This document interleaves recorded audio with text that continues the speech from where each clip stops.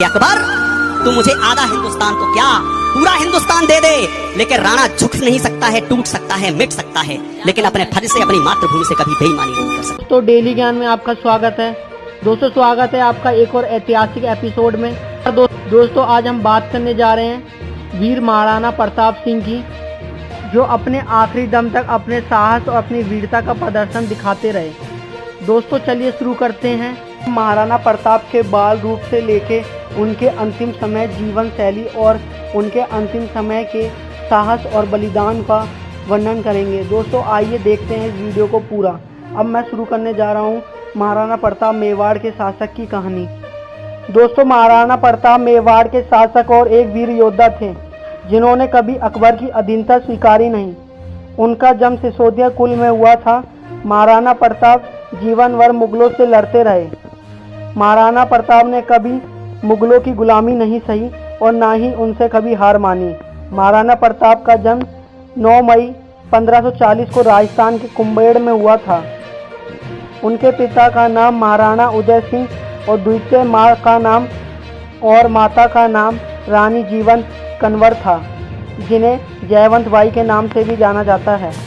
महाराणा प्रताप अपने 25 भाइयों में से सबसे बड़े थे, इसलिए उनको मेवाड़ का उत्तराधिकारी बनाया गया था।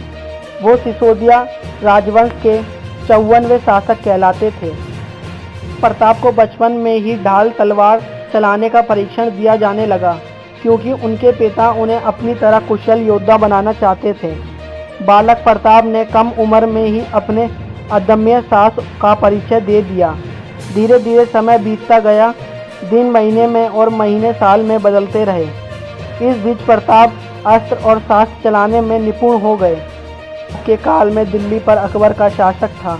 अकबर की नीति हिंदू राज्य की शक्ति का उपयोग कर दूसरे हिंदू राज्य को अपने नियंत्रण में लेना था। प्रताप दोस्तों 1567 में जब राजकुमार प्रताप को उत्तराधिकारी बनाया गया, तो उस समय उनकी उम्र 27 वर्ष की थी। मुगल सेना ने चित्तौड़गढ़ को चारों ओर से घेर लिया था। उस वक्त महाराणा उदय सिंह यानी कि महाराणा प्रताप के पिता से भिड़ने की बजाय वह चित्तौड़गढ़ छोड़कर अपने परिवार सहित गोगुंदा चले गए थे। कहने का मतलब है कि वह अपने परिवार के साथ दूसरे राज्य चले गए थे। महाराणा प्रताप के पिता महाराणा प्रताप के पिता फिर से चित्तौड़गढ़ जाकर मुगलों से सामना करना चाहते थे, लेकिन उनके परिवार ने चित्तौड़गढ़ जाने से उन्हें मना कर दिया, यानी कि उन्हें रोक लिया, क्योंकि वहां जाने पर खतरा था।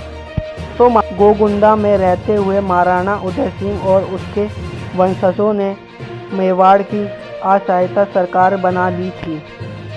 दोस्तों 1572 में महाराणा उदय सिंह अपने पुत्र प्रताप को महाराणा की गद्दी का खिताब देकर मृत्यु को प्राप्त हो गए थे। वैसे महाराणा उदय सिंह अपने अंतिम समय में अपनी प्रिय पत्नी रानी भाटियानी के प्रभाव में आकर उनके पुत्र जगमाल को राजगद्दी पर बिठाना चाहते थे। महाराणा उदय सिंह के मृत्यु के बाद जब उनके शव को शमशान तक ले जाया जा रहा था, तब प्रताप भी उस शव यात्रा में शामिल हुए थे। दोस्तों जबकि परंपरा के अनुसार राज तिलक के वक्त राजकुमार प्रताप को पिता के शव के साथ जाने की अनुमति नहीं थी, बल्कि राज तिलक की तैयारी में लगना पड़ता था। प्रताप ने राज परिवार की इस प्रतिष्ठा को तोड़ दिया और इसके बाद ये परंपरा कभी लागू नहीं हुई। दोस्तों 1572 में प्रताप सिंह मेवाड़ के महाराणा बन गए थे, लेकिन वो पिछले 5 साल से चित्तौड़गढ़ कभी नहीं गए थे। उनका जन्म स्थान और चित्तौड़गढ़ का किला महाराणा प्रताप को पुकार रहा था। दोस्तों महाराणा प्रताप अपने पिता की मृत्यु से बहुत दुखी थे, क्योंकि वह अपने पिता को चित्तौड़गढ़ का किला उनके अधीन करके उन्हें मृत्यु को प्राप्त करवाना चाहते थे। अकबर ने चित्तौड़गढ़ को तो कब्जे में ले लिया था, लेकिन मेवाड़ अभी भी उससे दूर था। दोस्तों अकबर ने कई बार अपने हिंदुस्तान के जहांपनाह बनने की चाह में कई दूतों को महाराणा प्रताप से संधि पर हस्ताक्षर करने के लिए भेजने लगा, लेकिन हर बार राणा प्रताप ने शांति संधि करने की बात कही। लेकिन मेवाड़ की प्रतिभा और उनकी प्रतिभा उनके पास ही रहेगी, यह उन्होंने दावा किया। 1573 में संधि प्रस्ताव को ठुकराने के बाद अकबर ने मेवाड़ का बाहरी संपर्क तोड़ दिया और मेवाड़ के सहयोगी दलों को अलग थलग कर दिया, जिसमें कुछ महाराणा प्रताप के मित्र और कुछ रिश्तेदार थे। उन्होंने ये काम इसलिए किया ताकि महाराणा प्रताप किसी से मदद नहीं ले पाए। अकबर ने चित्तौड़ के सभी लोगों को प्रताप की सहायता न करने की मांग की और उन्होंने सख्त कानून बना दिया कि कोई भी महाराणा प्रताप की मदद नहीं करेगा। दोस्तों, महाराणा प्रताप ने मुगल से सामना करने के लिए अपने सैनिक को सचेत कर दिया। प्रताप ने अपने सैनिक को मेवाड़ की राजधानी कुंभाड़ में भेज दिया। उसने अपने सैनिक को अलवार की पहाड़ी में चले जाने का आदेश दिया और दुश्मन के लिए पीछे कोई सेना नहीं छोड़ी। महाराणा युद्ध उस पहाड़ी पर करना चाहते थे जिसके बारे में मेवाड़ के सैनिक आदी थे, लेकिन मुगल की सेना उस पहाड़ी के बारे में बिल्कुल भी अनुभवी नहीं थी। अपने राजा की बात मानते हुए उसकी सारी सेना पहाड़ी पर चली गई। अलवार की पहाड़ी पर रहने वाले भले लोग भी महाराणा प्रताप की सेना में शामिल हो गए। दोस्तों, महाराणा प्रताप खुद जंगल में रहने लगे ताकि जो जान सके कि स्वतंत्र और अधिकारी को पाने के लिए कितना दर्द सहना पड़ता है। दोस्तों, उन्होंने पत्तल पे भोजन किया और ज़मीन पर सोए। दोस्तों, उन्होंने अपनी दाढ़ी तक नहीं बनाई। वह दरिद्रता के इस दौर में कच्ची झोपड़ी में रहते थे जो मिट्टी और बांस की बनी हुई थी। दोस्तों, उन्होंने बहुत संघर्ष किया। दोस्तों, शांति प्रयत्न की विफलता के कारण 18 जून 1576 को महाराणा प्रताप के 20,000 और मुगल सेना के 80,000 सैनिक के बीच हल्दी घाटी का युद्ध हो गया। उस समय मुगल की कमान अकबर के सेनापति मान सिंह ने संभाली हुई थी। महाराणा प्रताप की सेना मुगल की सेना को धकेल रही थी। महाराणा प्रताप की सेना में निजाम डेरा भील, रामदास राठौर और हकीम खान जैसे बड़े सूरवीर थे। मुगल सेना के पास कई तोपें और विशाल सैनिक थे, लेकिन प्रताप की सेना में पास बस सिर्फ केवल हिम्मत और साहस और ज़बरदस्त जोश था। इस सेना के अलावा कुछ भी नहीं था। महाराणा प्रताप की सेना तो पराजित नहीं हुई, लेकिन महाराणा प्रताप स्वयं मुगल सेना से घिरे हुए थे। महाराणा प्रताप के बारे में कहा जाता है कि उनके भले का वजन 80 किलो और कूचे का वजन 72 किलो हुआ करता था। और दोस्तों, इस तरह उनके भाला, कुल्चा, ढाल और तलवार को मिलाकर 200 किलो का वजन लेकर वह साथ लड़ते थे। ऐसा कहा जाता था कि इस वक्त राणा प्रताप के हमशक्ल भाई शक्ति सिंह ने प्रताप की मदद की। एक दूसरे दुर्बलता और महाराणा प्रताप का प्रिय घोड़ा, वफादार घोड़ा और चेतक प्रताप सिंह से जुदा हो गया और वह वीर गति को प्राप्त हो गया। चेतक मरते मरते महाराणा प्रताप की जान बचाते हुए गया था।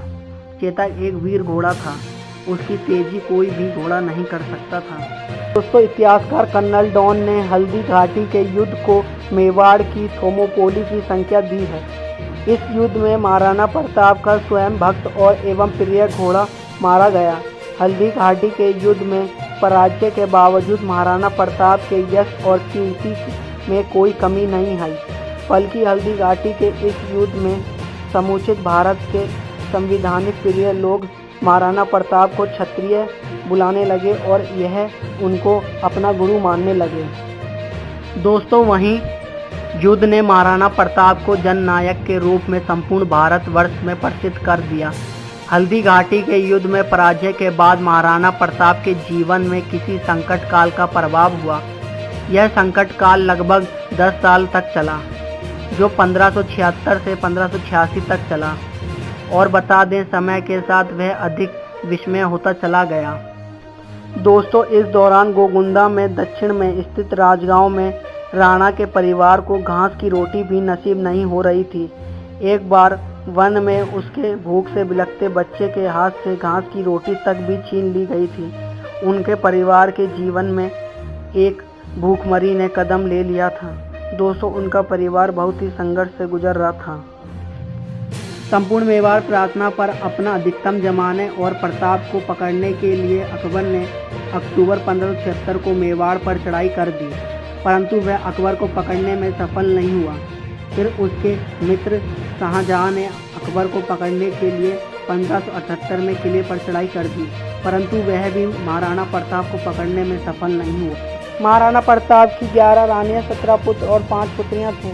उन्होंने अपने जीवन के अंतिम दिनों में अपने पहले पुत्र अमर सिंह को सिंहासन पर बिठाया। महाराणा प्रताप अभी चित्तौड़गढ़ वापस नहीं जा सके, लेकिन उन्होंने अपने जीवन में चित्तौड़गढ़ वापस जाने का पूरा प्रयास करा। जनवरी 1557 को मेवाड़ के महान नायक महाराणा प्रताप शिवराज के दौर पर बुरी तरह घायल हो गए।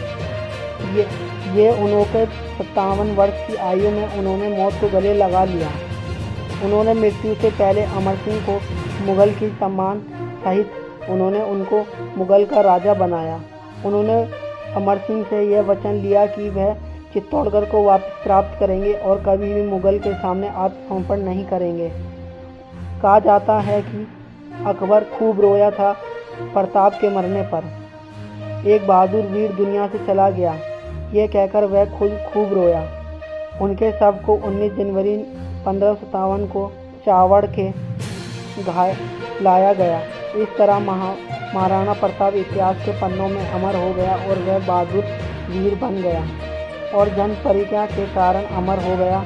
और हमारे प्रताप अपनी मृत्यु तक घास के बिछौने तक सोते रहे, क्योंकि चित्तौड़गढ़ को मृत्यु तक वह अपने पास देखना चाहते थे। धन्यवाद दोस्तों। अगर आपको ये जानकारी अच्छी लगी तो हमारे चैनल को सब्सक्राइब कीजिए और इस वीडियो को लाइक कीजिए। दोस्तों बहुत मेहनत करते हैं, एक तो लाइक बनता है।